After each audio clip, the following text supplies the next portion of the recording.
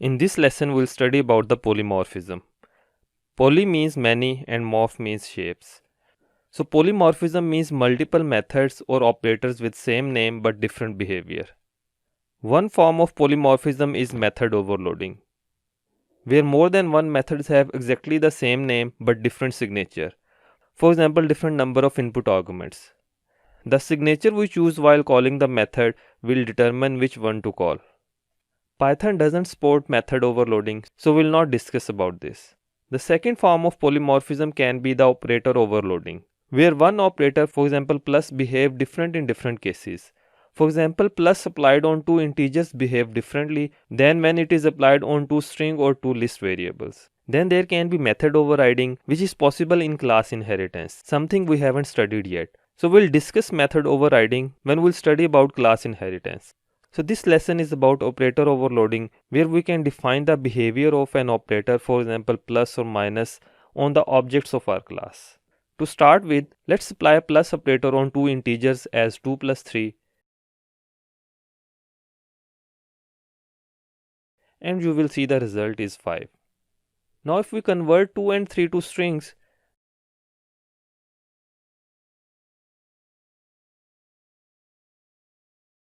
the same plus operator will result into string concatenation with result 2, 3.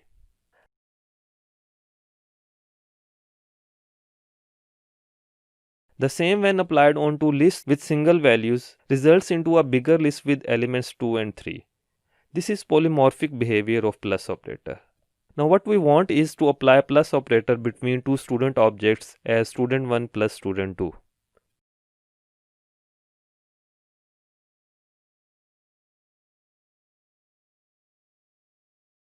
If we run the code, you will see the type error that student and student are unsupported types for plus operator.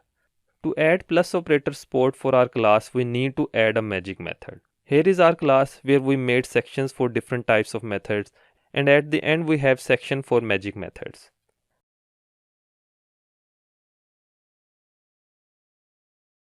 The magic method to add plus operator functionality is dunderadd with two input arguments self and other. Before we add the logic for this method, let me show you that when we apply a plus operator on other data types, for example the list, it is actually this dunderadd method which is called by the Python interpreter.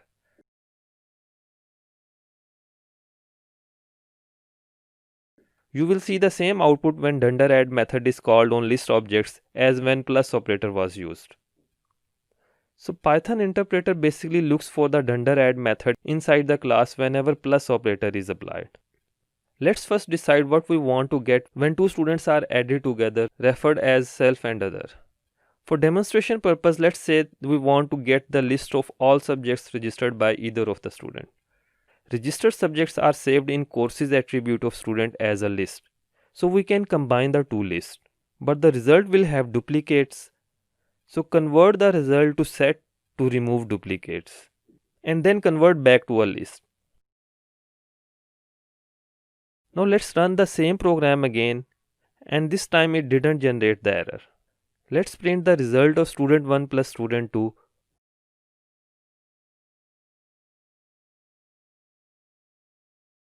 And you will see that it is the list of all subjects registered by student1 and student2 on line number 7 and 8.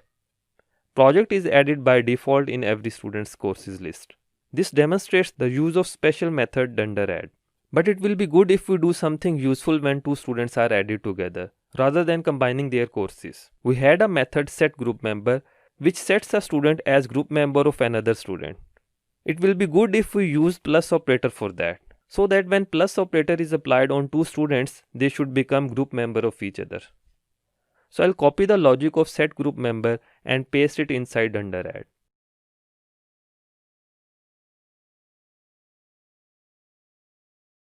I should remove setGroupMember now.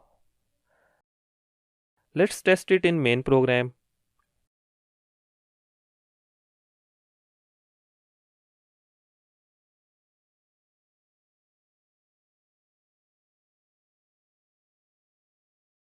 And you will see student2 is set as group member of student1 when plus operator is applied between the two.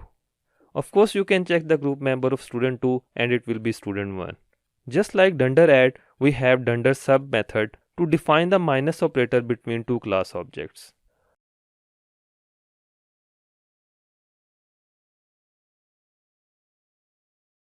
Following the similar approach, we should set it to drop group member logic, so that when minus is applied between two students, they are dropped as group members of each other.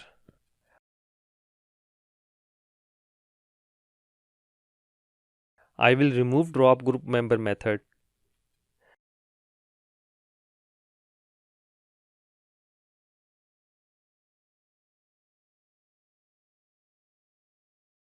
Let's test it in main program as student 2 minus student 1 after they were set as each other's group member. And you will see that the group member of student 1 is none, and you can verify for student 2 as well. I'll end this lesson here and will add more magic methods in next lesson. Thanks for watching.